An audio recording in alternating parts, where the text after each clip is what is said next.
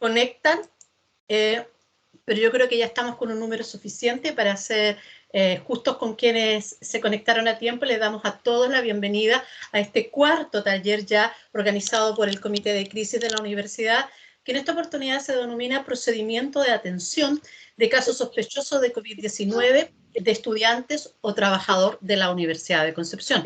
Las expositores serán la señora Evelyn Vázquez, coordinadora general del Comité de Crisis, y la señora Sandra Aguilar, que es la asesora de la Asociación Chilena de Seguridad, que ha estado asesorando a la Universidad y al Comité de Crisis durante todos estos meses de contingencia.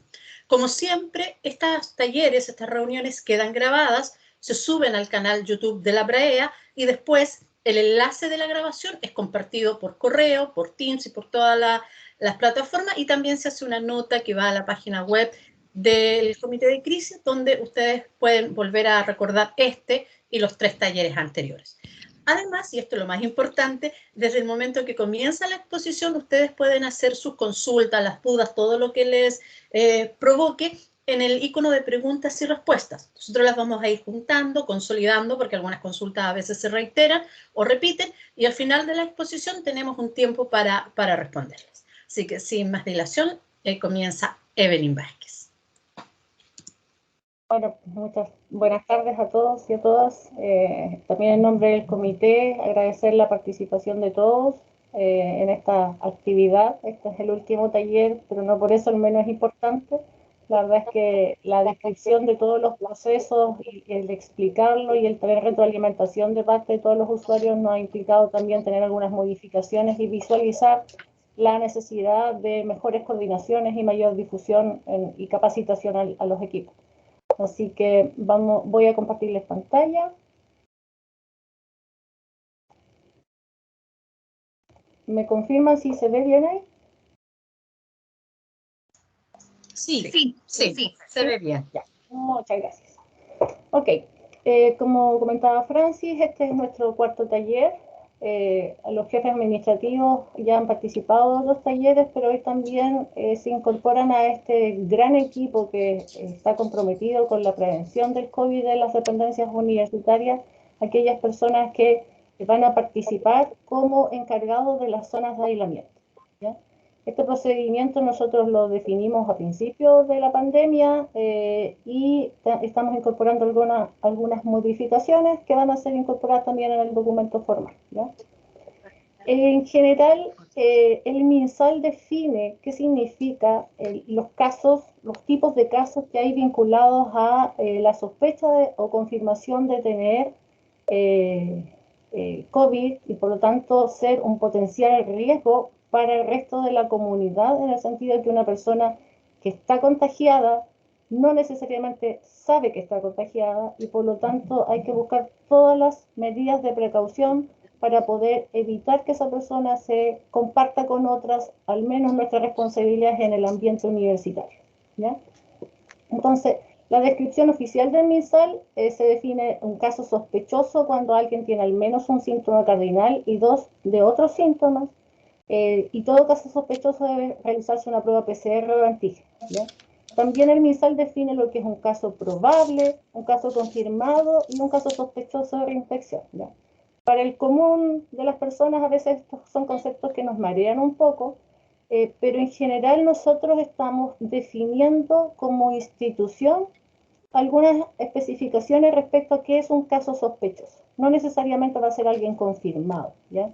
Porque nuestra función como institución va a ser tratar en lo posible de que si una persona tiene la sospecha, se mantenga en su domicilio con el propósito único de minimizar el riesgo de contagio dentro del establecimiento, ¿ya?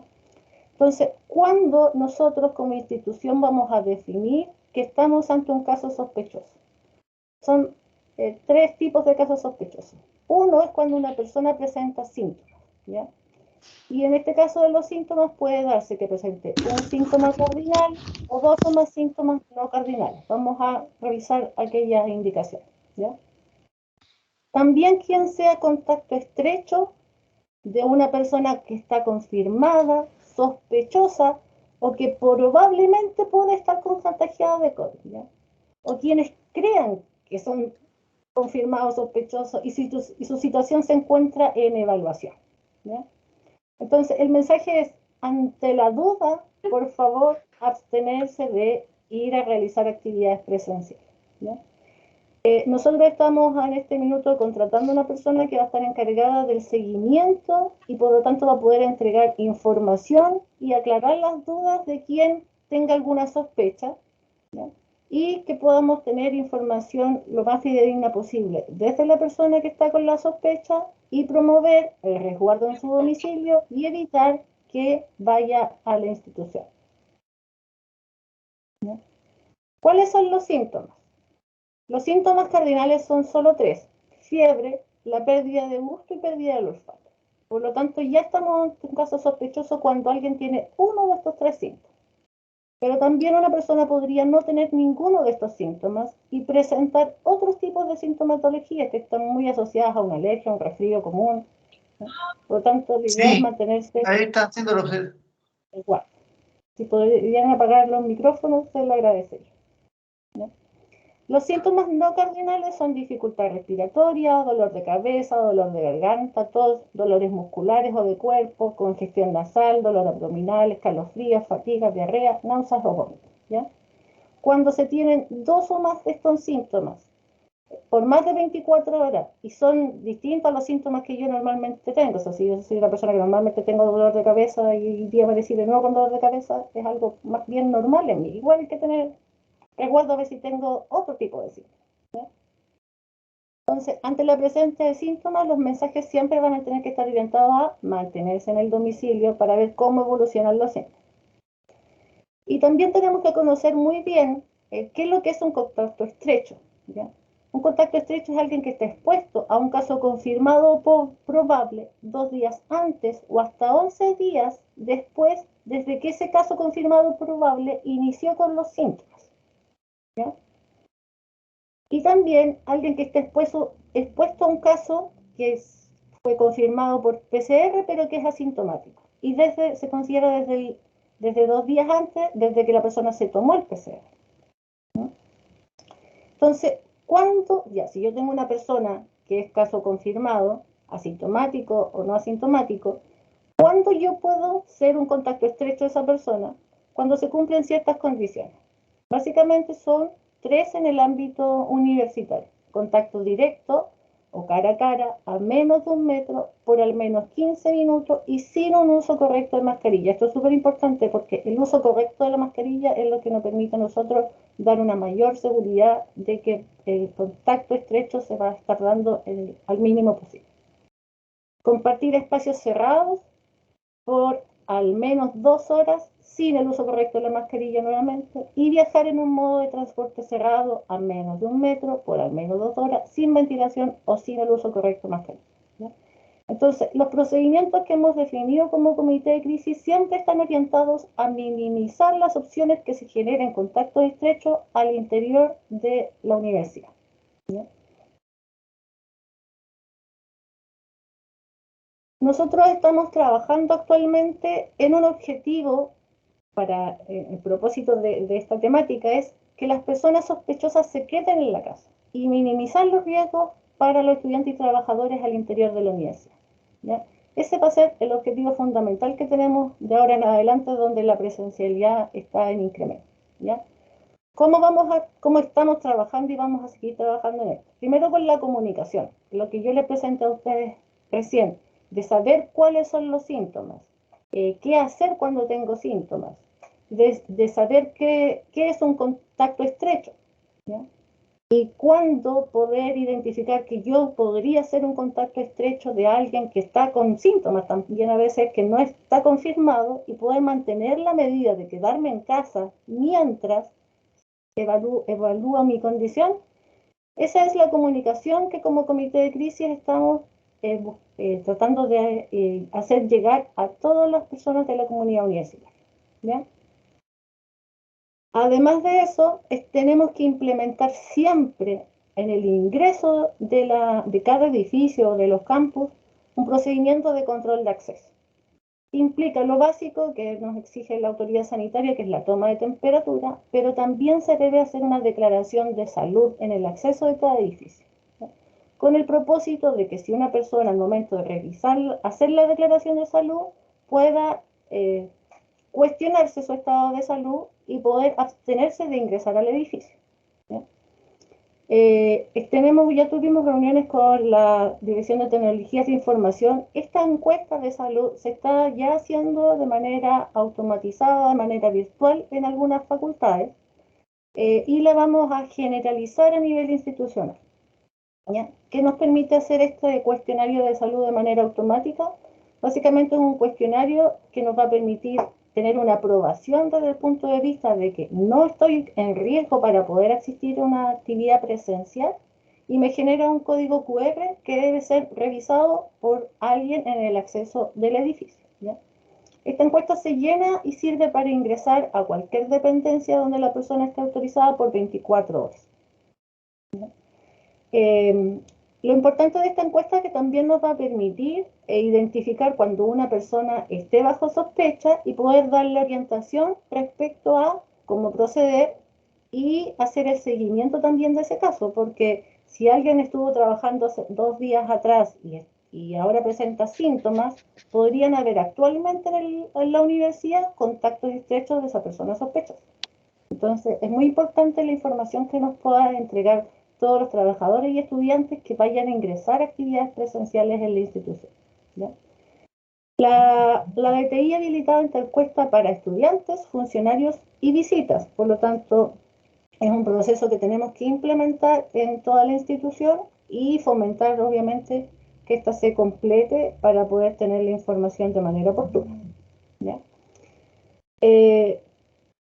Sí tenemos que agregar, las personas que van a estar a cargo de los controles en el acceso, tenemos que agregar, incorporar la temperatura al momento del control, porque la autoridad sanitaria, al ser recintos privados, nos obliga a hacer el registro de la temperatura en el momento del control. ¿No? Así que actualmente estamos trabajando en conjunto con la DTI para hacer esto un proceso institucional y que se realice un control efectivo, automático, en todas las dependencias de la institución, con el objetivo de que la persona que tenga una sospecha no pueda entrar y tome las medidas preventivas de mantenerse en su domicilio y proceder de manera adecuada. ¿Ya? A pesar de estos controles, de informar y de poder tener un control a través de la encuesta, es posible, siempre va a ser posible, que alguien llegue a la universidad, que pase este filtro y que tengamos dentro de la institución un caso sospechoso. Y por lo tanto, este procedimiento que va a presentar Sandra hoy en día es para este tipo de casos. ¿Cuándo tenemos un caso sospechoso adentro de la universidad? ¿Ya? Vamos a poder tenerlo en 2 casos. Cuando alguien completó la encuesta, se sentía súper bien, pero participó de su primera jornada, ningún problema, y por ejemplo en la tarde se empezó a sentir con algunos síntomas. Y puede que haya perdido el gusto, por ejemplo. ¿Ya? Tenemos un síntoma cardinal dentro de la jornada. O cuando alguien está, por ejemplo, en clases o trabajando y le llaman telefónicamente y le dicen, ¿saben qué? Alguien que es contacto estrecho tuyo fue confirmado positivo de PCR. Por lo tanto, ahí ya tenemos un contacto estrecho que es evidentemente un caso sospechoso y tenemos que activar el procedimiento de casos sospechosos. ¿Ya? Si esto se detecta cuando estamos adentro de las dependencias, siempre hay que derivarlo a la zona de aislamiento y activar el procedimiento. Pero también podemos identificar este tipo de situaciones en el acceso a un edificio, ¿ya? Cuando se le toma la temperatura. Si la temperatura es sobre 37,8, también vamos a poder tener 2 alternativas. Si es un trabajador y el trabajador tiene un vehículo propio y la persona que le está haciendo el control visualiza que está en buen estado general, que puede manejar, que no es una persona que esté nerviosa y que pueda implicar un riesgo en el trayecto, esa persona podrá derivarse a su domicilio de manera autónoma, ¿no? Pero en caso contrario, cuando tengamos estudiantes, particularmente que no vayan a usar la locomoción colectiva, ahí tenemos que asumir la responsabilidad de esta persona, ¿ya? Y derivarla a la zona de aislamiento y activar el protocolo.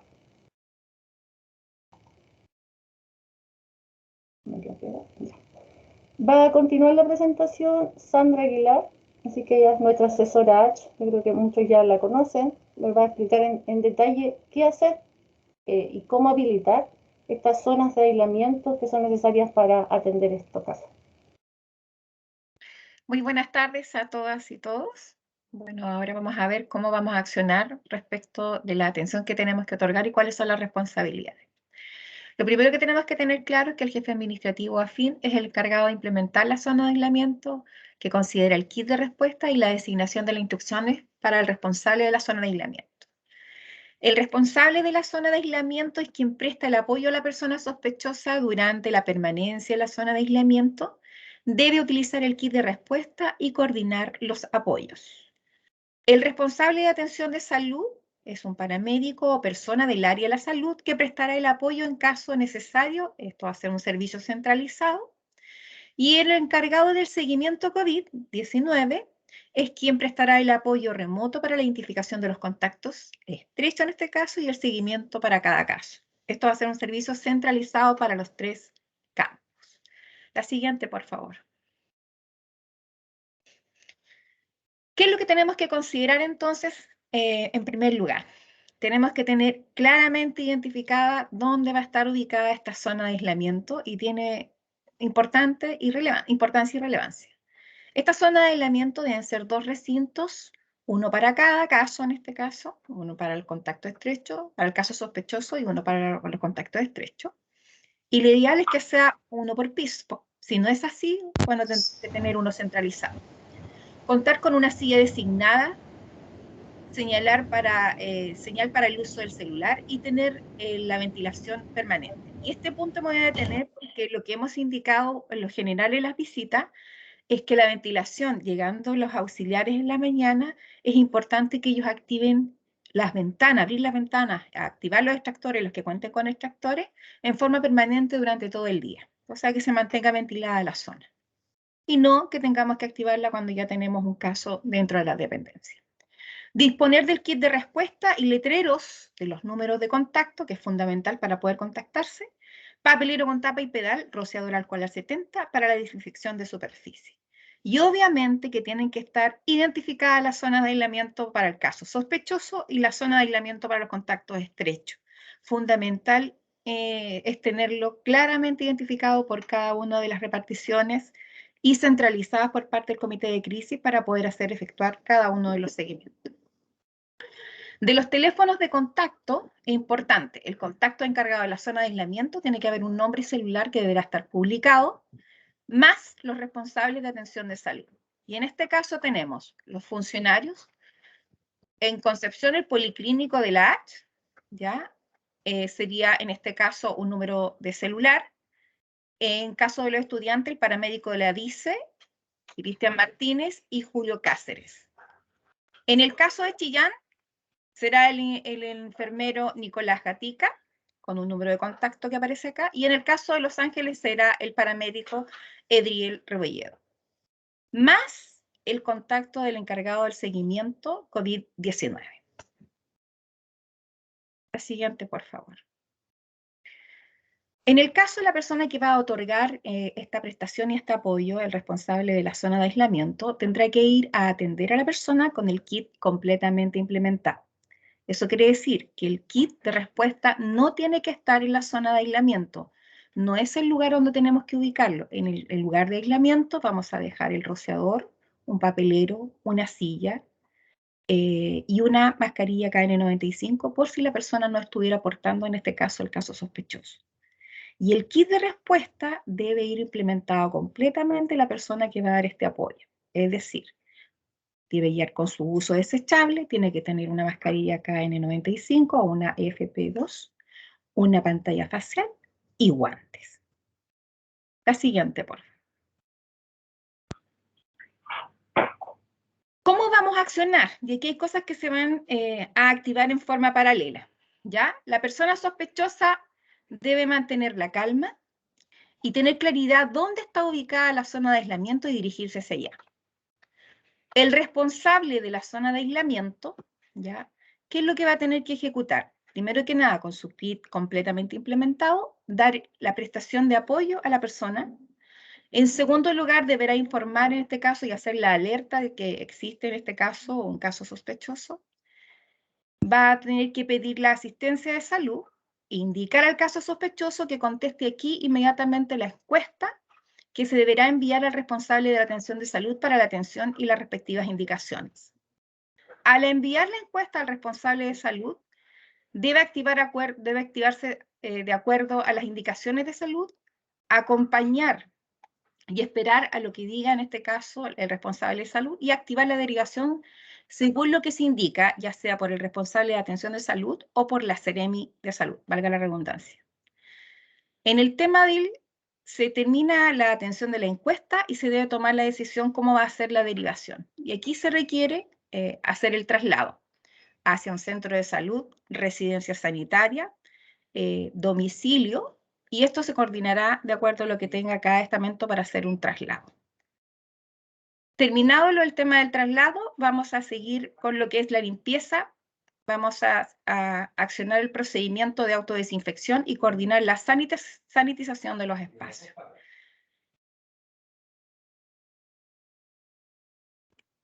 En el encargado de seguimiento de COVID debe identificar el contacto estrecho y para eso va a apoyar la recopilación de información para identificar contactos estrechos y que se dirija a la zona de aislamiento en caso de estar en la universidad.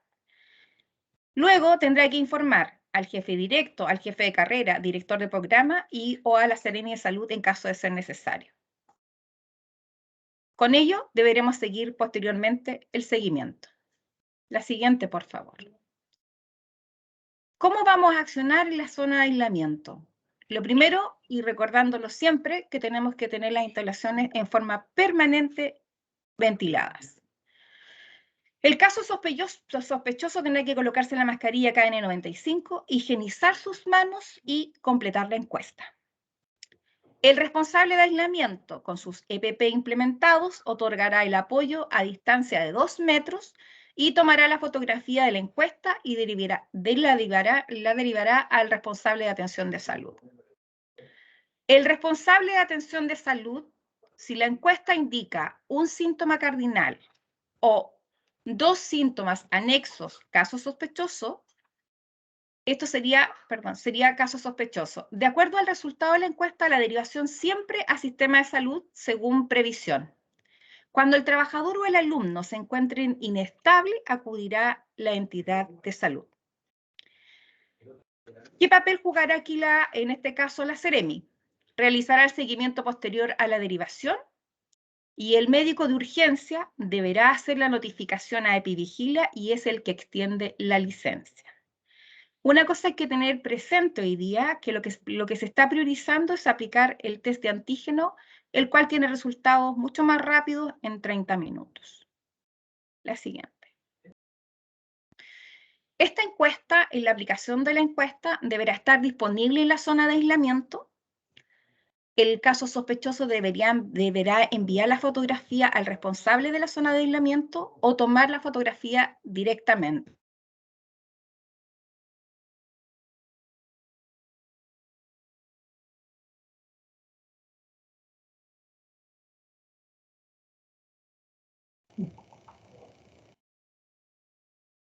Me parece que Sandra está hablando. Sandra. La perdimos. Bueno, continúo yo. Eso te iba a decir, Evelyn, puedes continuar tú y voy a estar atenta a que Sandra avise cuando se pueda reconectar. Se fue a aislamiento. Bueno, lo importante es que esta encuesta entonces llegue a la persona responsable del área de la salud y pueda apoyar en el proceso de derivación de la persona sospechosa. ¿Ya? ¿Qué criterios se deben tener en consideración al momento del traslado? ¿Ya? De acuerdo a las consultas que se realizan al área de la salud, se debe accionar esta derivación, ¿ya? Y para eso hay que agotar primero todas las instancias que impliquen un menor riesgo para la persona que está a cargo de este traslado, ¿ya? Lo primero es poder ver si la persona anda en vehículo particular y se encuentra en condiciones de salud para poder utilizar su vehículo y hacer la derivación por sus propios medios. La segunda alternativa siempre va a ser que pueda acudir al llamado de algún familiar que pueda ir a buscarlo o alguno de sus compañeros, por ejemplo, que ya ha tenido un contacto estrecho con la persona sospechosa o un colaborador, un colega, que también haya tenido contacto con esa persona sospechosa y por lo tanto un mayor contacto en el traslado no le complique y lo haga de manera voluntaria, ¿ya? Cuando todas esas alternativas se han agotado, tenemos que ver si tenemos la disponibilidad de un vehículo institucional con un conductor que puede ser el encargado de la zona de aislamiento u otro trabajador que voluntariamente se haga responsable de este traslado. Este vehículo sí necesariamente tiene que estar con una mica de protección y la persona sospechosa debe ubicarse en el asiento posterior, el lado contrario del conductor. En el caso de que esto no sea factible, la institución ya está coordinando tener la disponibilidad de convenios con empresas que puedan prestar este servicio y esos contactos se van a poner a disposición. Y siempre que existe una emergencia, cuando la persona, el trabajador o el estudiante no se encuentra en condiciones de salud adecuadas, siempre habrá la posibilidad de llamar a una ambulancia para ser derivado directamente al hospital, ¿no? Una vez que se actúa en la emergencia, en paralelo, bueno, va a estar el encargado de la zona de aislamiento y la persona es responsable del área de la salud, pero en paralelo vamos a tener el proceso que está a cargo del encargado de seguimiento, donde es necesario recopilar la información de esta persona, cuáles han sido sus potenciales contactos estrechos, poder conversar con todos y poder identificar si estas personas tienen un mayor riesgo o no de haber sido contagiadas, ¿ya? Con esta información, quienes se encuentren dentro de la institución deberán de ser derivados a sus respectivas zonas de aislamiento. Y aquí es importante que cada edificio, cada piso va a tener 2 zonas de aislamiento, pero es posible también, podría ser posible identificar casos sospechosos en otros edificios. Entonces tenemos que activar zonas de aislamiento de manera paralela. En el caso de que alguna zona de aislamiento se encuentre inhabilitada, vamos a tener que hacer una red de apoyo entre todos los organismos de la institución, porque si hay una ocupada hay que recurrir a la zona de aislamiento del edificio vecino, con el propósito de que la persona sospechosa tenga el mínimo traslado posible dentro de la institución, ¿ya? ¿Qué consideraciones para su conocimiento va a tener que tener esta persona que haga el seguimiento? Bueno, primero identificar los casos sospechosos dentro de esto y definir dónde se van a derivar y bajo qué condiciones podrían volver a las actividades presenciales. Pero también en aquellos casos confirmados como contagiados es necesario hacer un seguimiento que involucre el apoyo psicológico cuando este sea requerido, que mantenga una coordinación respecto a las licencias, a la postergación de las actividades, a informar a la Seremi de Salud. Lo ideal es poder tener un solo contacto para que la Seremi sepa a quién hacer las consultas respecto a los contactos que se han generado dentro de la institución, llevar la trazabilidad, los registros, y siempre algo muy importante es mantener la privacidad de cada persona eventualmente contagiada, ¿ya? Porque está protegida su vida privada por ley, ¿ya? Cualquier información entonces que tengan los estudiantes y docentes, el mensaje siempre va a ser derivarlo al encargado de seguimiento. Necesitamos centralizar toda la información, no solo de las personas confirmadas, sino de las personas bajo sospecha, ¿ya?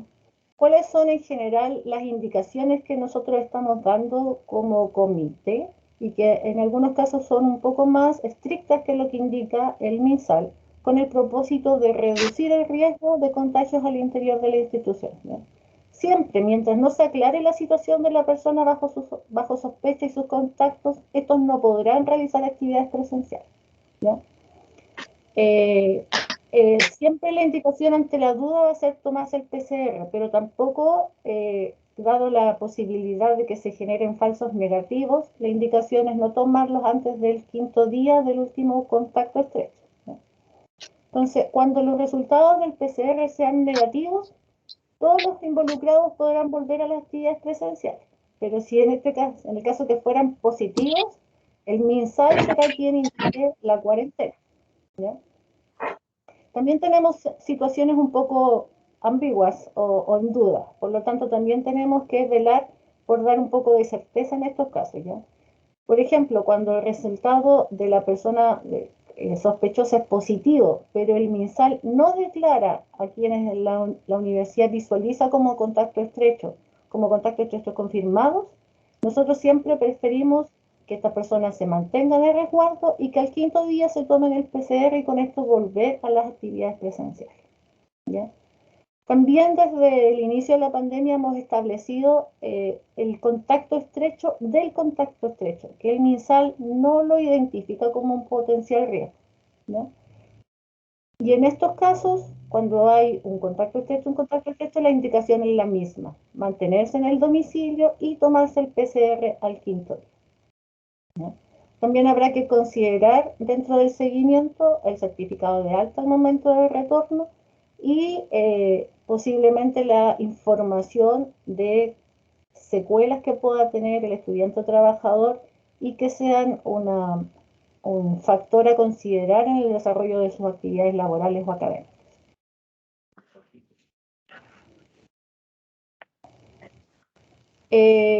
Una vez que se desocupa la zona de aislamiento, es indispensable realizar un proceso de limpieza y desinfección, ¿ya? Y aquí el mensaje es para los jefes administrativos que deberán activar este proceso dentro de las zonas de aislamiento.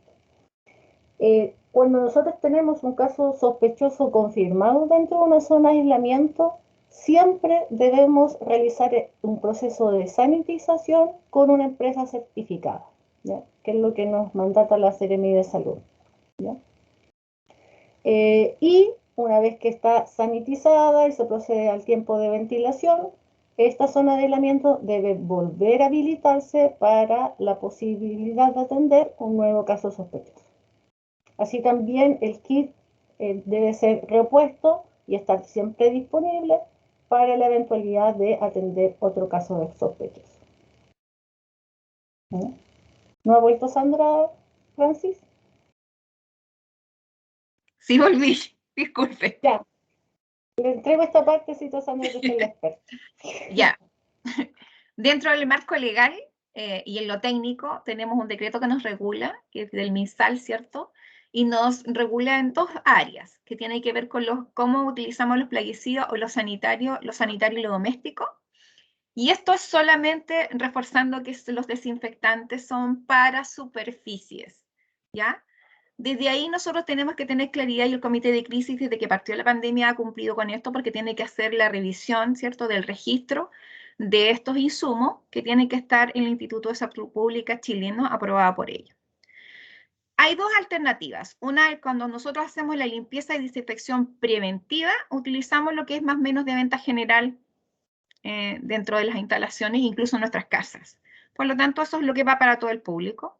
Y la venta especializada es cuando tenemos que sanitizar, con lo que recién mencionaba Evelyn, es cuando tenemos que hacerlo con una empresa que está acreditada y certificada, o en este caso tiene una resolución sanitaria que permite que entregue un certificado de lo que ella aplicó.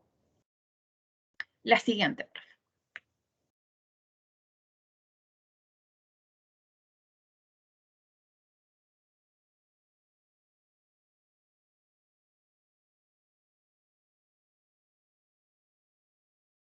Bueno, ahora tuvimos otro impasse.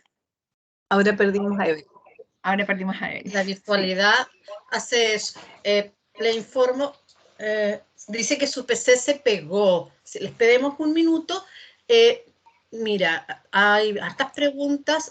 No sé si podemos empezar para ir en respeto del tiempo y que no se alargue, responder a lo mejor algunas preguntas hasta que Evelyn se pueda reintegrar. ¿Te parece, Sandra?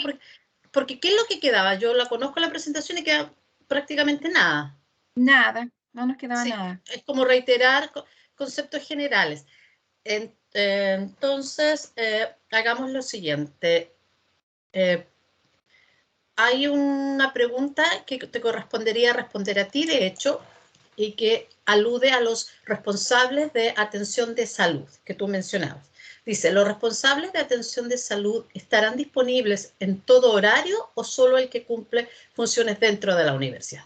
Ahí se está sumando Evelyn, parece. A ver, la veo que está acomodando su equipo. Evelyn, disculpen, ya. algo pasó con mi computador, Sí. pero estoy en... No alcanzamos, íbamos al plan B, que era empezar con alguna de las preguntas, pero ya que volviste, pues, ¿en qué lámina quedaste, Sandra, por favor? En la de los sanitizantes, o de los desinfectantes. Pero, disculpa, me quedé sin computador, así que si la pueden proyectar ustedes o pasamos a las preguntas, lo que faltaba era muy poquito. Es que si eso le decía yo, porque lo que quedaba era muy poco, era más bien de reforzar las ideas ejes de la presentación. Entonces, ¿les parece que comencemos con las preguntas? Porque ya hay bastantes. Ya. Entonces, vamos a empezar en orden de realización. La primera es el encargado de seguimiento COVID-19. ¿Es también institucional o centralizado? Evelyn, yo creo que eso te corresponde a ti. Sí, efectivamente, es centralizado. En principio, estamos buscando la persona idónea para ese cargo y mientras no lo tengamos, voy a ser yo. Perfecto.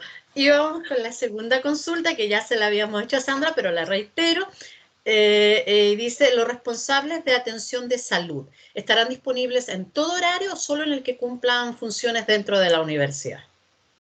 Tiene que ser de acuerdo a las horas que tienen en función de la universidad. Y tenemos que ver cómo vamos a cumplir en horarios que no lo sean, pero generalmente ustedes tienen horario. No son que personas, por ejemplo, que las únicas personas que podríamos tener a salvaguarda son los que hacen turno de noche, y en este caso serían los guardias. Exacto. Otra consulta, dice, en el caso del hogar estudiantil, ¿a quién debe acudir un residente que presente síntomas, un día domingo, por ejemplo, cuando no se encuentra el responsable de sala de aislamiento o su reemplazo? Ahí tendríamos que activarlos a través de los teléfonos que están publicados, ¿cierto? En las zonas de aislamiento si el alumno presentara algún síntoma. Tendríamos que darle el apoyo remoto inmediatamente. Correcto.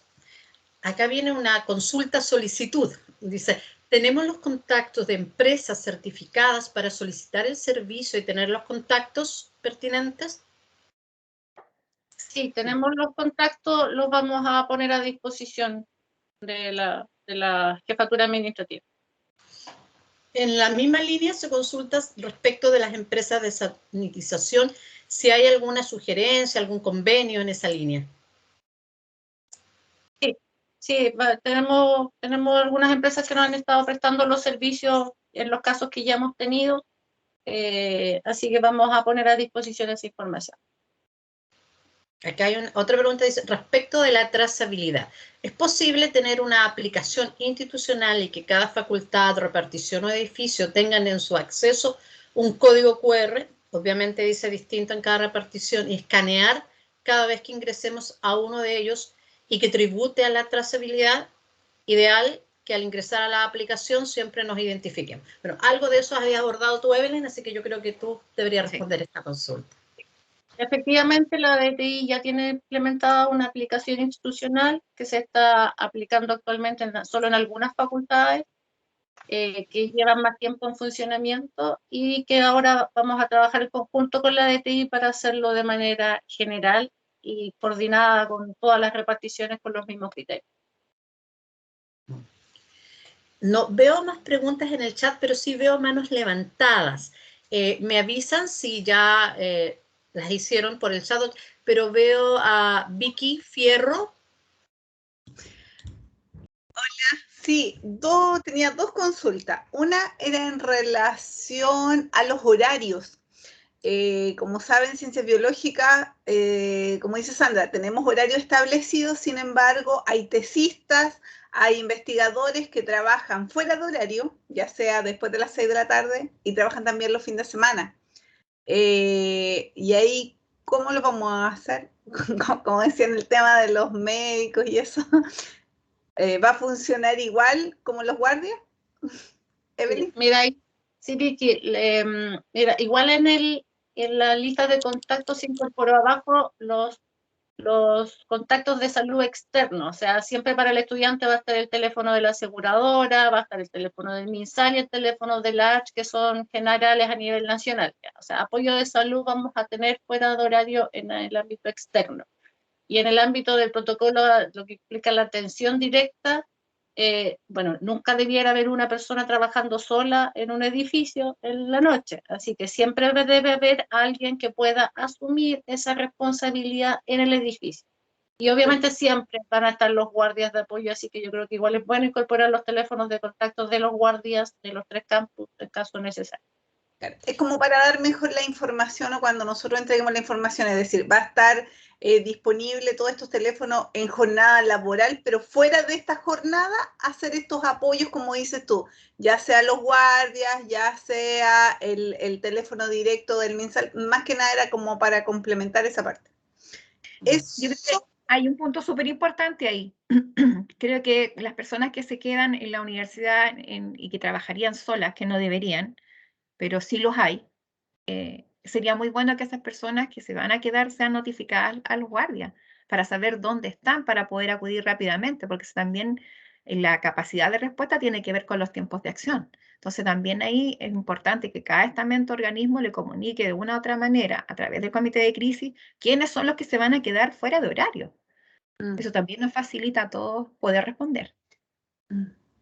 Sí, súper buena observación, es decir, indicar o como inscribirse que van a estar trabajando fuera de horario, porque se supone que hay experimentos y cosas que son en periodos determinados, pero es bueno tener la información. Y lo otro era en relación a los QR, creo, aquí por eso pregunto, que no, si, nosotros, Sandra y Evelyn saben, nosotros como facultad estamos trabajando en un QR y tenemos un QR interno, ¿ya? Asumo que este QR no, es decir, ¿me obligan a usar el de la DTI o uso ambos, uso uno? ¿Cómo funcionamos? Porque inclusive el de nosotros lo estamos mejorando, entonces... El tema es que necesitaríamos tener acceso por trazabilidad. Yo creo que debemos llevar a un protocolo institucional porque este QR se da después de una declaración de salud. Por lo tanto, es muy importante tener esa declaración incorporada en el proceso y tengo entendido que ustedes no lo tienen incorporado. Entonces, no es una declaración de salud, sino que es en realidad lo que hacemos es reemplazar el cuaderno de registro por un QR de registro. Entonces, claro, en este caso, hoy día sería ambos dos. Sí. Serían complementarios, porque uno sería para la declaración de salud, que es algo que nos está exigiendo o que nos va a exigir la institución, y el otro sería el registro, que en vez de hacerlo a mano, nosotros lo hacemos con QR. ¿Así? Así es. Exacto. Perfecto, gracias. Hay más preguntas y una también tiene en relación un poco con qué ocurre los fines de semana. Dice, no quedó claro a quién se debe llamar, porque el funcionario estaría libre los fines de semana. Así es, el personal de apoyo a la salud va a estar libre, así que yo creo que dentro del documento que se publique vamos a tener que ser muy detallistas en los horarios de acceso, o sea, en los horarios de atención y a quién acudir fuera de ese horario de atención. Siempre la atención de salud no la van a poder dar los guardias porque obviamente no son del área, pero siempre va a haber una opción de atención de salud vía remota telefónica. Y los guardias, en caso de una emergencia, para prestar apoyo en la atención. Sandra. Hay una observación que es importante, o sea, no nos olvidemos que siempre tenemos que cumplir con lo que nos dice la normativa. Y se establece que yo, persona natural, me siento mal, tengo síntomas atribuibles a COVID, y en la Universidad de Concepción, estando en la zona de aislamiento, lo primero que debería activar inmediatamente es llamar al 600-360-7777 e indicar cuáles son mis sintomatologías, y ahí el MinSal me va a decir qué es lo que tengo que hacer. Y nosotros vamos a tener que buscar cómo accionamos ese fin de semana el apoyo, ya sea a través de la mutualidad o del vehículo que podríamos asignar a través de lo que determinó el comité de crisis. Entonces, si tenemos un modo rápido de accionar, es que las personas se vayan directamente a la zona de aislamiento, activen el MinSal, o Salud Responde, y de ahí, de acuerdo a lo que se les indique, nosotros tenemos que dar la capacidad de respuesta. Gracias, Sandra. Antes de continuar con las manos levantadas, hay una pregunta en el chat y que dice, ¿qué ocurre con aquellas reparticiones que tienen restricciones de espacio para la habilitación de 2 zonas de caso sospechoso y la de contacto estrecho? En mi caso, imagino que se refiere a su facultad, la zona de contacto sospechoso está determinada, pero la de contacto estrecho está complicada por esta escasez de espacio. ¿Alguna sugerencia al respecto? Sí, lo que hemos dicho muchas veces es que van a haber reparticiones que a lo mejor no van a tener por condición, ¿ya? Y lo que hemos dicho, vamos a tener que trabajar con la del vecino para podernos apoyar. Pero tenemos que hacer las derivaciones, no podemos dejar a todos los alumnos en una misma sala, en una misma condición, ¿cierto? Sino que tenemos que activar rápidamente. Además, que podemos tener la situación en la cual los alumnos no estén todos en el mismo edificio y ya sean notificados contacto estrecho. Y eso también es una realidad que se nos puede presentar. Entonces, por eso es que es tan importante que los alumnos y los trabajadores, en realidad toda la comunidad universitaria, sepan dónde están las zonas de aislamiento en cada una de las reparticiones. Perfecto. Damos la palabra a Jimena Lagos, que quiere hacer una consulta. Hola, bueno, en realidad es como más o menos la misma consulta que hizo la otra colega en relación al espacio. Yo pertenezco a la Escuela de Administración y Negocio y, bueno, estoy acá en representación de mi jefa, la señora Claudia Troncoso, como directora. Lo que pasa es que nosotros no tenemos espacio en nuestro edificio para habilitar estas salas de aislamiento. Entonces ella me pidió que hiciera esta consulta por este motivo. Ahora, ¿es necesario que se habiliten esas zonas de aislamientos en caso de que en el caso nuestro, por ejemplo, que no tenemos clases presenciales y y no estamos trabajando tampoco en forma presencial? ¿Ya? Nosotros en este momento no hay nadie trabajando en la escuela. No. Entonces, en ese caso yo creo, o sea, conversábamos en la mañana con mi jefa que no sería a lo mejor necesario por el momento, porque por lo que ella me contaba, recién a finales de septiembre habrían algunas actividades como talleres que van a realizar algunos profesores, tampoco son todos. ¿Ya? Ya. Entonces, esa era una de las consultas y la otra es sobre el encargado de la zona, porque ¿quién lo determina? Si lo tiene que elegir la misma jefa de cada departamento en el fondo, o en este caso en la escuela, o viene designado de otra parte, el director general en este caso, o eso. Esas son mis dos consultas. ¿Respondes tú, Evelyn, o no respondo yo? Bueno, la pregunta 1, si van a partir a fines de septiembre, la recomendación siempre empiecen a preocuparse de la habilitación con tiempo, porque el proceso de habilitar un espacio es lento.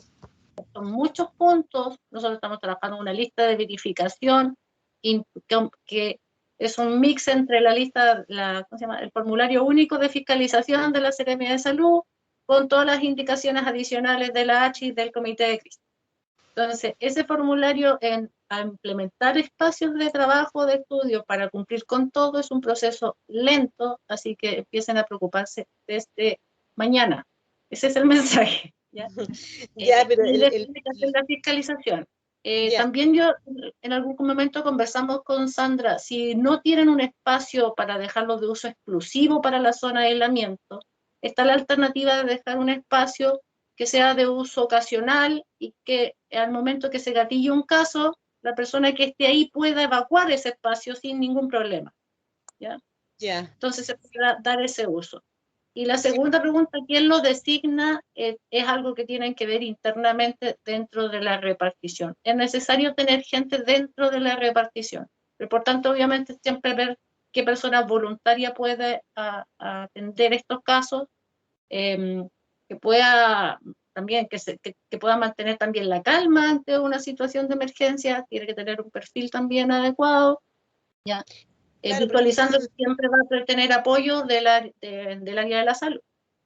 Esa también yo creo que es una consulta importante, saber si esa persona tiene que tener algún tipo de instrucción, para poder estar a cargo de esa zona, porque si puede ser una secretaria, un profesor, un auxiliar que se encargue de eso, pero que tenga cierta instrucción en el tema, porque pueda por lo menos mantener a una persona calmada.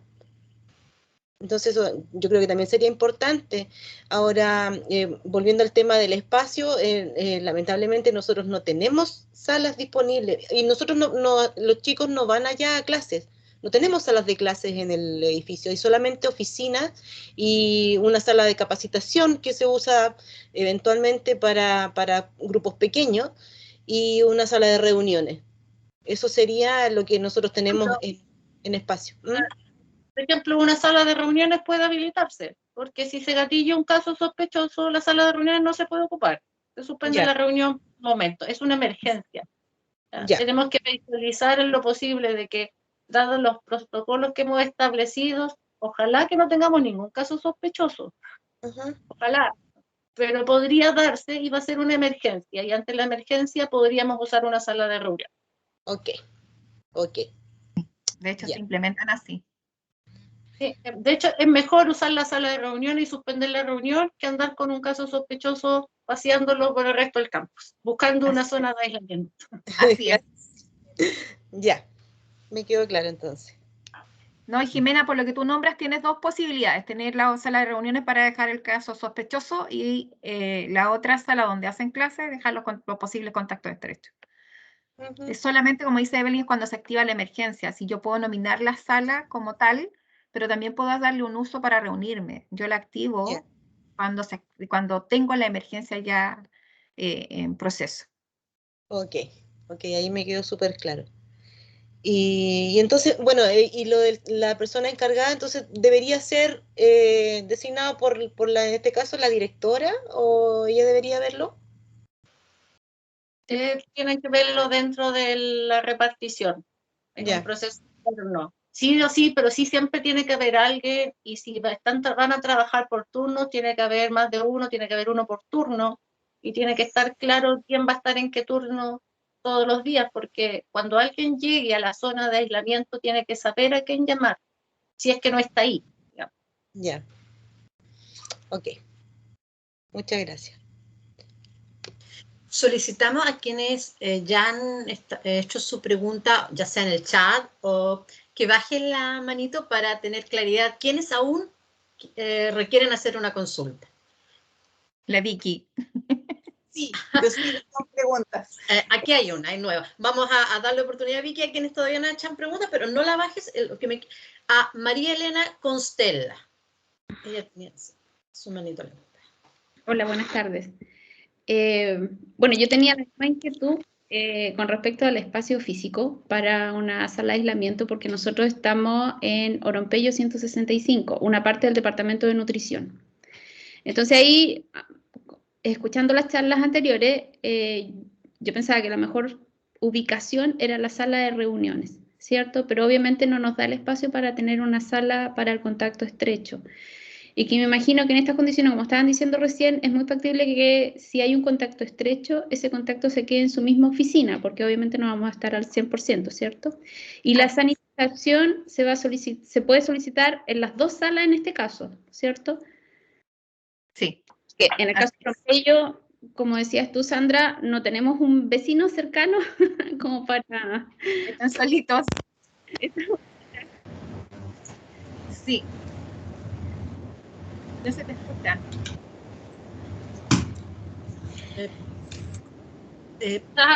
Lo parece. La sanitización no solo se va a tener que hacer en la zona de aislamiento, sino que las dependencias que fueron dadas con la persona que está definida como contacto, acaso la sala. Ya. ¿Dónde estuvo? Claro que sí. Y otra consulta, solo para confirmar, el kit de respuesta es solamente para el encargado, no es para la persona sospechosa, para ella no. solamente la mascarilla. Solamente la mascarilla de la persona que ya está afectada. La mascarilla nos va a proteger un poco más en cuanto a la exposición de los aerosoles de la persona. Eso es lo que estamos buscando en el entorno. Pero la persona ya está afectada por COVID. El kit de respuesta es para la persona que va a dar el apoyo en la zona de aislamiento. Para protegerlo a él. Y ese kit debería estar fuera entonces de la zona de aislamiento. Fuera de la zona de aislamiento. En un lugar que esté asignado y que todos sepamos dónde está para que la persona lo pueda accionar rápidamente. Él se implementa todo su kit y después va a prestar el apoyo. Antes no. Ya. Muchas gracias. Exacto. Pasamos a una nueva consulta de don Ricardo Godoy y después de Vicky Fier. Ricardo. Sí, perdón, muchas gracias, pensé que había alguien antes. Respecto a ver, en el último consejo académico del jueves pasado, se hizo la consulta al señor rector por a quién se iban a cargar los EPP, que se le entregue a funcionarios, estudiantes, etc. Y el señor rector respondió que iba a ser en forma centralizada, ¿ya? Esto porque habían respuestas previas o consultas que plantearon algunos colegas decanos donde se había informado que pagaba la universidad, pero claro, cuando uno dice universidad, las facultades son parte de la universidad, las direcciones son parte, y entonces finalmente terminaban de cargo de las unidades. Entonces el señor rector dijo que iba a hacer una indicación respecto a esto para que fuese aclaratorio, porque había mucha duda y persiste todavía la duda. En ese mismo contexto, estas sanitizaciones, entendiendo que no van a ser esporádicas porque esperamos mantenernos así como estamos ahora, ¿cierto? Sin casos sospechosos, sin, cruzo los dedos, ¿verdad? Sin casos positivos. Van a ser esporádicas y por lo tanto el costo de esas empresas que se deben contratar, ¿de quién va a ser cargo? Es al hueso mi pregunta, lo sé. Buena pregunta. Yo tengo claro que ahora los EPP los va a asumir la universidad de manera centralizada y como usted indica, te está solicitando la información generalizada. Pero el caso de la sanitización no lo tengo claro, así que prefiero no darle respuesta todavía y pediré al director de finanzas que lo indique puntualmente en la información general. Perfecto, muchas gracias. Gracias, Evelyn. Vicky Fierro y luego Miguel Vilches y las personas que están en la fila de espera. La pregunta del decano de farmacia me dio idea de otra pregunta. Hoy día en la mañana me llamó un director de departamento en relación a lo mismo, que se había comunicado que iban a ser centralizados. Y me preguntaba para los alumnos. Yo, como jefe administrativo, en realidad determiné que fueran a las charlas los jefes de carrera, la secretaria y todo. No me he podido, yo mañana tengo reunión con ellas, retroalimentar, pero me decía que a los alumnos había que entregarle igual implementos de trabajo, más, es decir, en este caso de protección, EPP, como mascarilla y esas cosas, igual va a ser con cargo centralizado y los vamos a tener que pedir. Para los estudiantes, para los trabajadores estamos obligados. Lo que sí es de la indicación de financiamiento, al momento lo que yo tengo entendido, se excluye lo que es asistencia técnica. ¿Ya?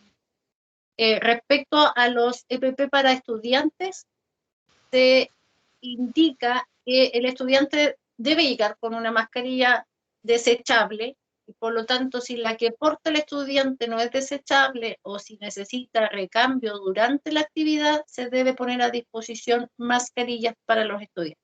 Perfecto. También hay actividades que tienen un mayor riesgo y a las que se le ha indicado que deben incorporar respirador KN95 obligatoriamente para esa actividad. Y en ese caso también hay que tener a los estudiantes que no lleguen con la KN95, mascarillas, o sea, respiradores de ese modelo para poder entregar. Perfecto, ya. Entonces estaba bien porque yo dije que en la entrada de las salas de clase nosotros vamos a tener mascarilla para aquellos que se le corte el elástico, que a lo mejor no sea la adecuada, que se le humedezca, etcétera, etcétera. Es decir, estaba bien. Y lo otro era en relación a las salas. Si, como decían, obviamente caso sospechoso estoy en mi oficina, mejor me quedo ahí y se sanitiza y no lo traslado. Puede existir, porque en algunos sectores yo también tengo problemas de espacio, estamos tratando de hacer uno por piso, la misma sala de caso sospechoso y de contacto estrecho? No. No, tenemos que tenerlas separadas. Ya. ¿Ya? Ay, no, eso era, por eso era puntual. Y lo otro, como decían, el cargado de... ¿Perdón? Pero me saltó una duda, Sandra, te la hago al tiro. Si yo tengo ocupada la sala de caso sospechoso y se me activa otro sospechoso, ¿puedo usar la de contacto estrecho? Sí, Eso. sí, sí, eso es distinto. Perfecto. Porque hay que, como dijo la Sandra, hay que solucionar el problema inmediato, se puede usar, pero por eso deberíamos tener 2 salas independientes. ¿Sí? Sí. Ya. Ahora, tenemos que pensar que en lo general lo que estamos haciendo es preparar nuestro plan de respuesta ante una situación de emergencia. Eso es lo que estamos haciendo. El ideal es que los alumnos, los trabajadores y trabajadoras de la Universidad de Concepción cumplan con el procedimiento.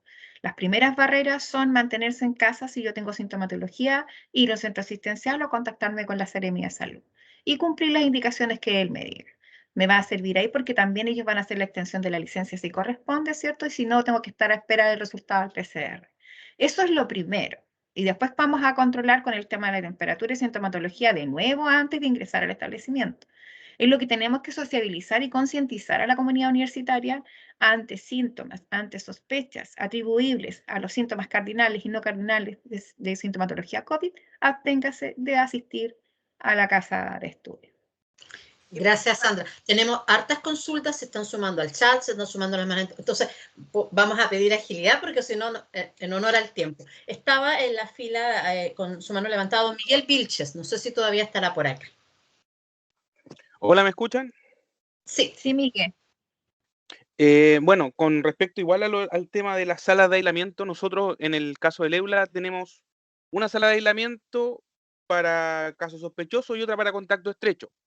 Nosotros tenemos 3 edificios, entonces podemos tener en cada edificio estas salas de espacio ocasional designadas, más allá de las que ya están confirmadas como zonas de aislamiento, ¿cierto? No habría problema con eso. Sí, Miguel, no hay ningún problema.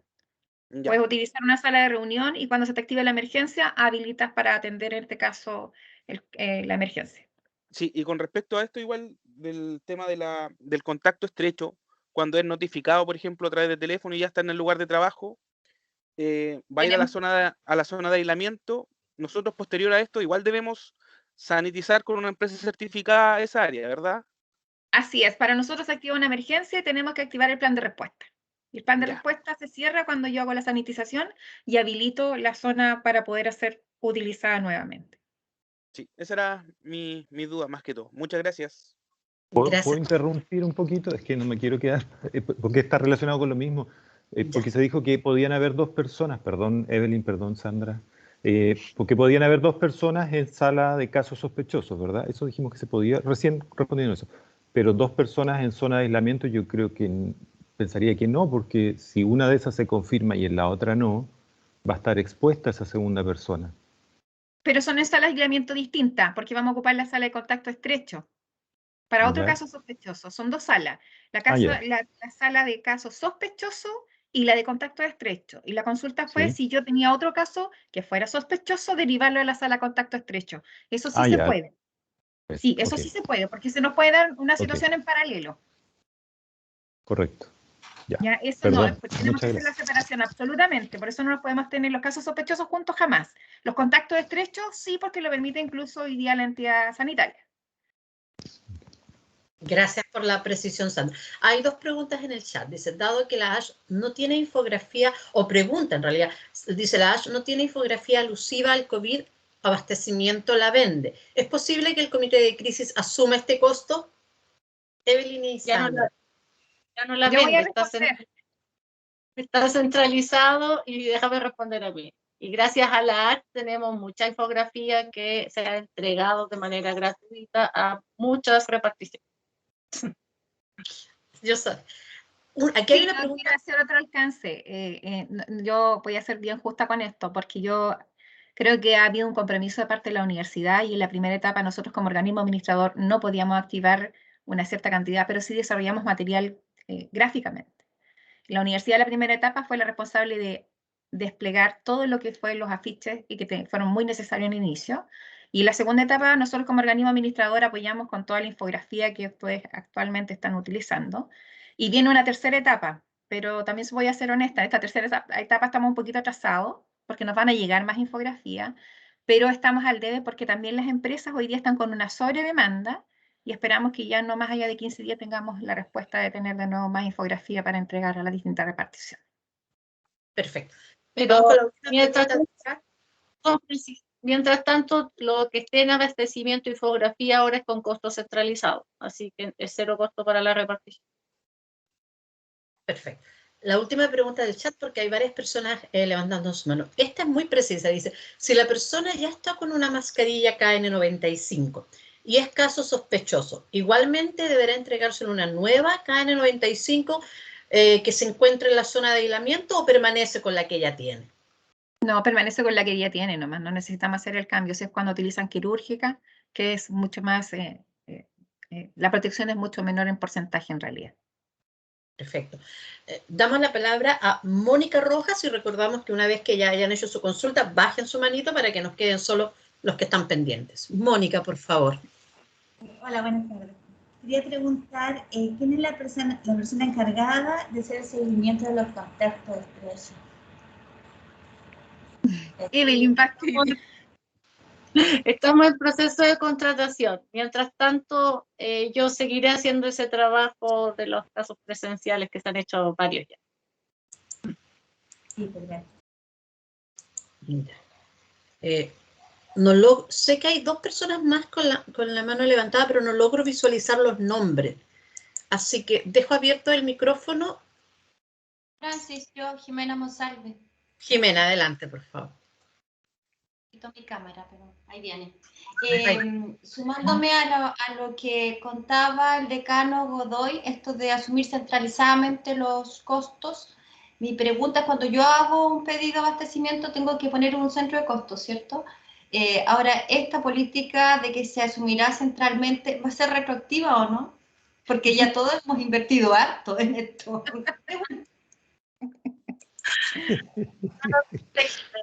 Podrían elevar la solicitud al director de finanzas, eso dependerá de. Ok, gracias. ¿Para Navidad o para el 28 de diciembre? Diciembre. Había que preguntar, decano, había que preguntar. Sí, no se pierde nada con preguntar. Sí. Exacto. Jimena, a Mónica Rojas ya hizo su consulta.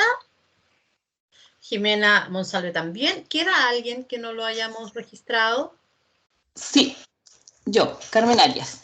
Perfecto. Hola. Después pasamos a una pregunta que acaba de ingresar al chat. Adelante. Ya, buenas tardes. Mi consulta es respecto a la infografía. ¿Nos va a llegar alguna información para poner en la zona de aislamiento respecto a los teléfonos de contacto, de toda esa información en realidad que es súper relevante, quién es la persona encargada de salud y todo? ¿Nos van a proporcionar el comité de crisis esa información? Les vamos a enviar la información y yo también les pedí a todos los jefes administrativos la identificación de las zonas, porque vamos a trabajar con el equipo de proyectos para poder hacer planitos que complementen esta información respecto a cuál es la zona de aislamiento de mi edificio y cuáles son las alternativas que tengo en los edificios de a los lados, para poder hacerlo gráficamente y publicar toda la información de manera clara y que esté de manera oportuna para todas las personas que estén haciendo actividades presenciales en cada edificio. Así que ahí les devuelvo la pelota. Necesitamos esa información para poder seguir avanzando con esto. En el caso nuestro, Evelyn, de la Facultad de Agronomía, nosotros ya entregamos esa información. Entonces, ¿hay un plazo para implementar esto, digamos, como que para que partan, que esté ya funcionando las salas de aislamiento? Bueno, el protocolo se implementó el año pasado. Quienes no lo han hecho y están funcionando de manera presencial significa que no han cumplido con el protocolo, ¿ya? Lo que estamos presentando hoy día son modificaciones y mejoras en el procedimiento. Chuta. Bueno, nosotros en realidad estamos oficialmente, ahora yo creo que muchas facultades en realidad implementando las zonas de aislamiento, entonces se entiende que desde ya debieran estar funcionando, pero es súper importante que esté la información de los teléfonos de contacto, porque si no, la persona, gracias a Dios no se ha presentado ningún caso, pero en el caso que se produzca, necesitamos tener esa información a mano. Claro. El protocolo actual dice que el responsable de atención del edificio tiene que llamar, o la persona tiene que llamar al MinSal, y la atención de salud era externa, y no había seguimiento. Hoy día tenemos un servicio centralizado de atención de salud gracias a la colaboración de la DICE, de la H, y de paramédicos centralizados en algunos campos. Por lo tanto, esa es la mejora que se está haciendo el proceso en lo que corresponde a atención de salud, priorizar una comunicación directa interna más que depender de un servicio nacional externo, digamos, ¿ya? Por el propósito de ser más efectivo. Pero el procedimiento está definido y debería haberse implementado una vez que se tengan actividades presenciales, aunque sean un par de personas, siempre tiene que estar establecido. Ok, gracias. Gracias, Evelyn. La próxima pregunta la hace Carmen Arias y a continuación Tatiana Cabrera, que también está con su mano. No, yo Carmen Arias recién la hice. Mira. Sí. Tatiana, entonces. Muchas gracias, Francis. Bueno, buenas tardes a todos y a todas. Yo quiero salir un poco más allá del contexto de la presentación del día de hoy y me quiero abocar a todas las instrucciones que el Comité de Crisis ha compartido en la serie de circulares que ha publicado y lo que también está publicado en el sitio web de ustedes. En lo que hizo relación con el grupo de riesgo, y nosotros en la Dirección de Desarrollo Estratégico tenemos también denominado el grupo de condiciones especiales. Y ahí agrupamos a los funcionarios y funcionarias que tienen niños menores de 11 años, adultos mayores de 60 años y más independientes del género, y también personas con discapacidad. Si alguno de ellos, y me voy a tomar un poco la pregunta que hizo el decano Godoy hace un momento atrás, si alguno de ellos quiere retornar, me aboco directamente al grupo de condiciones especiales, así como nosotros mensualmente informamos al comité de crisis las personas que cumplen funciones críticas esenciales y determinamos el horario y los días. También sería importante hacer llegar al mismo comité una planilla en similares características con el detalle de esas personas que voluntariamente y de mutuo acuerdo van a cumplir funciones presenciales, ¿cierto? Porque nosotros en la dirección no tenemos todavía presencialidad.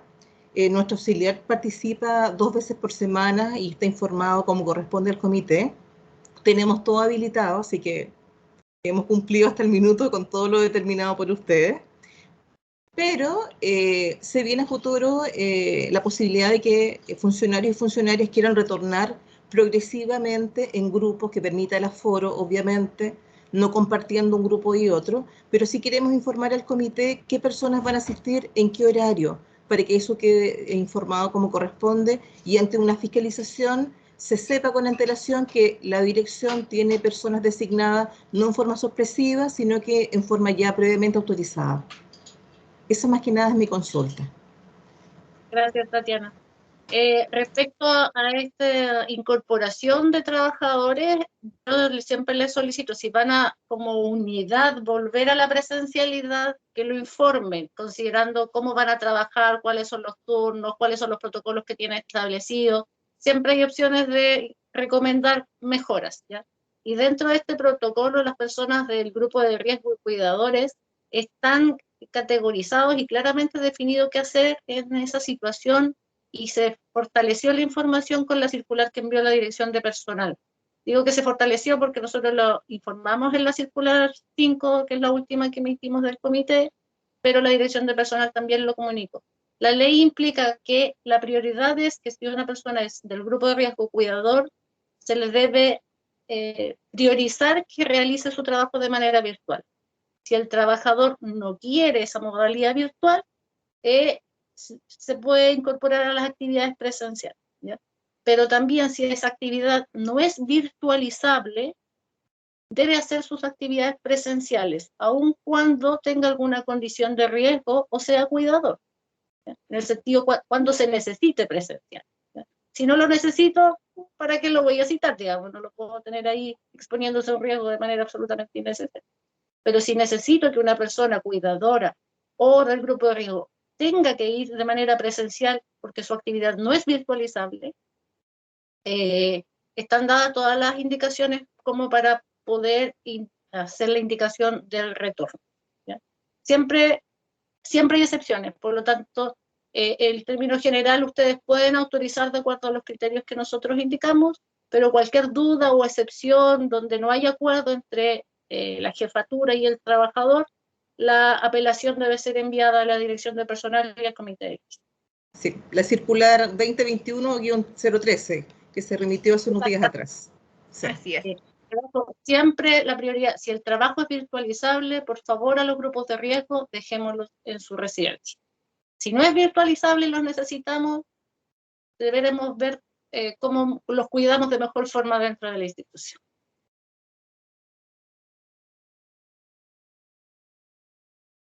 Francis, estás muteada. Tienes toda la... Estaba revisando, no hay más preguntas. Aquí acaba de ingresar una. Es lo siguiente, dice, en mi facultad continuamos todos con la virtualidad, excepto auxiliares, pero ahora más de una persona quiere asistir de forma presencial. Es posible, aunque su actividad virtualizable se acaba de contestar, pero nunca está de más porque ese es un tema recurrente, Evelyn. Que el tema es, a ver, si yo quiero, debiera hacer un querer con justificación. Si yo no tengo las condiciones adecuadas en mi domicilio para realizar mi trabajo, porque tengo mal internet, porque tengo niños pequeños a lo mejor y no me permiten concentrarme para rendir de manera efectiva, sí puedo ir, pero siempre hay que evaluar la situación porque hay que pensar que hay gente que necesita ir a trabajar, que tiene que estar presencial, y cualquier persona que pueda quedarse en su domicilio realizando la actividad aporta a reducir el riesgo de los que sí tienen que ir presencial. Correcto. ¿Alguien más que haya quedado sin que viéramos su manito levantada? Al parecer, no. Yo no sé si Alejandro se habrá sumado porque me dijo que a lo mejor iba a sumar. Ah, sí. Veámoslo acá en participantes. No lo veo. Al parecer no. Bien. ¿Algo más que complementar, Sandra? No, solamente que se mantengan las medidas. Hoy día nosotros tuvimos una retroalimentación del área médica de la ACH, y lo que invitan los médicos, y les traspaso el mensaje, es a mantener las medidas. Lo que está buscando hoy día el ministerio, mantener la distancia, usar la mascarilla correctamente, el lavado de manos, ventilar los espacios y cumplir con los aforos, es que podamos salir y no tener esta tercera ola que impactó bastante en Europa, producto de la cepa Delta. Por lo tanto, la invitación es que ustedes también puedan reforzar dentro de su organización que las medidas que tenemos hoy día implementadas siguen estando vigentes y tenemos que seguir aplicándolas todos los días en nuestros lugares de trabajo y cuando hacemos también actividades sociales. Eso sería. Sí, y yo me voy a permitir enviarles un correo a algunas personas de las que he visto aquí participar, porque nosotros con este cuarto taller terminamos este ciclo de talleres que han sido dirigidos a directores de departamentos, jefes de carrera, decanos, etc. Entonces, para preguntarles su opinión, qué ha sido, qué tan pertinente les pareció. Va a ser muy aleatoriamente, muy buscando que alguien nos pueda responder, así que si les llega un correo y lo pueden responder, se los agradecería, porque la idea es tener también retroalimentación de alguna de ustedes. Evelyn, para cerrar. Yo quería, la verdad, que cerrar solicitándoles y en muchos casos agradeciendo también el trabajo colaborativo. Tenemos un trabajo, en este caso puntual, en este procedimiento, donde vamos a tener que requerir una muy buena comunicación, sobre todo con quienes tengamos a los lados, para poder dar una atención oportuna a nuestros trabajadores o estudiantes que tengan una sospecha de contagio, ¿ya? Y el propósito siempre va a ser minimizar el riesgo. Esperemos no tener ningún caso, ya llevamos más de 1 año y medio sin contactos dentro de la universidad, sin contagios dentro de la universidad. Esperamos que eso siga así, dada la masividad de retorno, es poco probable, pero tengamos un poco de fe. También agradecer enormemente el apoyo de la DICE y de la H, del equipo del área de la salud. Nos tuvimos una reunión el lunes bastante provechosa, no solo con los paramédicos, enfermeros, sino también con las jefas de las unidades, en una actividad colaborativa de los 3 campos. También vamos a participar ahí en un proceso de apoyo en el área de la salud para la atención de estos casos. Así que agradecer a ese equipo, que también sé que están aquí hoy día y que van a tener un trabajo importante, porque van a ser nuestros orientadores de qué hacer cuando tengamos una emergencia dentro de la institución. Y a lo mejor también los voy a molestar cuando tenga alguna duda fuera de la institución. Entonces no nos queda más que agradecer a cada una y uno de ustedes su interés, su participación activa, bastantes consultas y su tiempo, porque siempre nos pasa. Esto da para responder todo lo que ustedes quieran, por lo tanto, si bien estaba contemplado hasta las 6, se entiende por el interés que se haya extendido un poco más. Eso sería, y bueno, que tengan muy buena tarde en lo que nos resta. Evelyn, Sandra, ¿se pueden quedar unos minutitos ustedes, por favor? Hasta luego, muchas gracias. Hasta luego. Que estén muy Gracias, bien. estén muy bien. Hasta luego. Chao, hasta luego, gracias.